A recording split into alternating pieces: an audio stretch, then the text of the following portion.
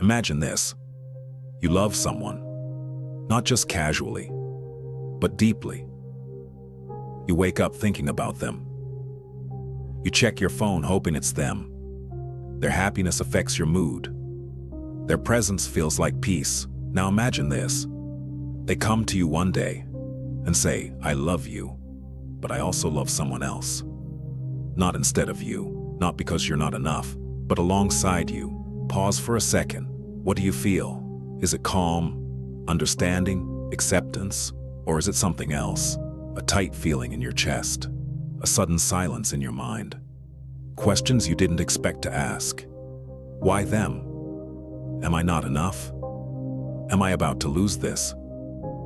That reaction right there, that's where the answer begins. Because in the animal world, this situation is normal. Many species don't bond the way we do. A male mates with multiple females. A female may mate with multiple males. There's no deep conversation about loyalty. No emotional breakdown. No overthinking at 2 a.m. They move on. So why can't humans do the same? Why does something that seems so simple in nature feel so complicated for us? The truth is, humans don't just connect physically, we connect emotionally. When you spend time with someone, laugh with them, share your fears, your plans, your quiet moments, your brain starts building something powerful, a bond. And this bond isn't casual, it's not temporary, it's deep. Your mind begins to associate that person with safety, with comfort, with belonging. And slowly, they stop being just someone you like. They become your person, not in a controlling way, but in a deeply emotional way. And once that happens, your brain doesn't like the idea of sharing, because to your mind, this isn't just about love anymore. It's about security, it's about stability, it's about knowing that when everything else feels uncertain, this one person is yours, and you are theirs. Now introduce a third person into that equation. Suddenly, things change. Not always on the surface, but inside, everything shifts. Because now your brain starts asking questions it never had to ask before. Am I still important? Do they feel the same about me? What if they start loving the other person more? And just like that, peace turns into comparison. Love turns into measurement. Connection turns into competition. This is where jealousy begins to show up, and a lot of people misunderstand jealousy. They think it's insecurity. They think it's weakness. But it's not that simple. Jealousy is a natural response. It's your mind trying to protect something it values. Think about it. For thousands of years, humans survived by forming strong, stable bonds. Having a reliable partner meant better chances of survival, better support, better protection, better care for children. If that bond was threatened, it wasn't just emotional, it was dangerous. So the brain adapted. It created a system that says, protect this connection. And when something or someone threatens it, you feel it immediately. That discomfort, that tension, that fear, that's jealousy doing its job. Now imagine trying to manage that feeling, not once in a while, but constantly. That's what multiple relationships can feel like for many people. It's not just loving more than one person, it's managing multiple emotional realities at the same time. And that's where things get even more complicated, because humans don't just want love. We want to feel special. We want to feel chosen. We want to believe that out of everyone in the world, someone looked at us and said, "You, I choose you." Now imagine that same person saying, "I choose you," and someone else. Even if they mean it sincerely, even if their love is genuine, it changes how it feels, because now your mind starts comparing not just love, but attention, time, energy, or small things begin to matter more. Who did they call first?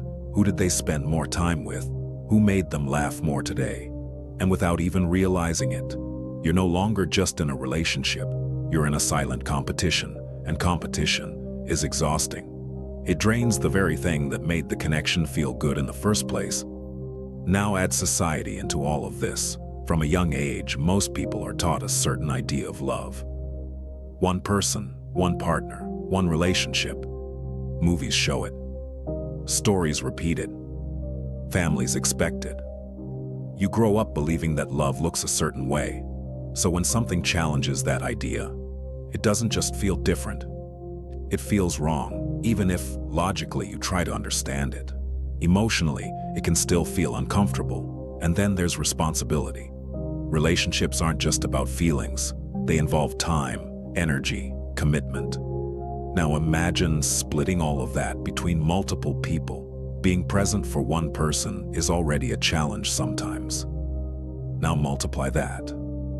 More conversations, more emotions, more expectations, more chances to misunderstand each other. It becomes harder to maintain balance, harder to keep everyone feeling valued, harder to avoid conflict, and even for people who choose this lifestyle, it requires a level of communication that most people are not used to. Honest conversations, clear boundaries, constant reassurance, and even then, it's not perfect, because at the end of the day, we're human. We feel deeply, we attach strongly, and we don't always have full control over how emotions show up. So is it impossible for humans to have multiple partners? No. Some people do. Some people make it work. But it's not as simple as it looks from the outside.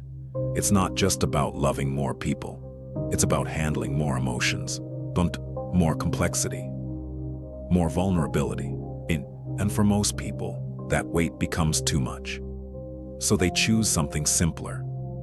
Not because they're limited, but because they understand themselves, because they know what brings them peace, because they know what kind of love they can sustain without losing themselves. And maybe that's the real point. Maybe the question isn't, why can't humans have multiple partners? Maybe the question is, what kind of love allows you to feel secure, valued, and at peace? Because love isn't just about how many people you can care for. It's about how that care makes you feel. Does it calm you, or does it confuse you? Does it ground you, or does it make you question everything? For some, love is expansive. For others, love is focused, and neither is automatically right or wrong. But one thing is clear.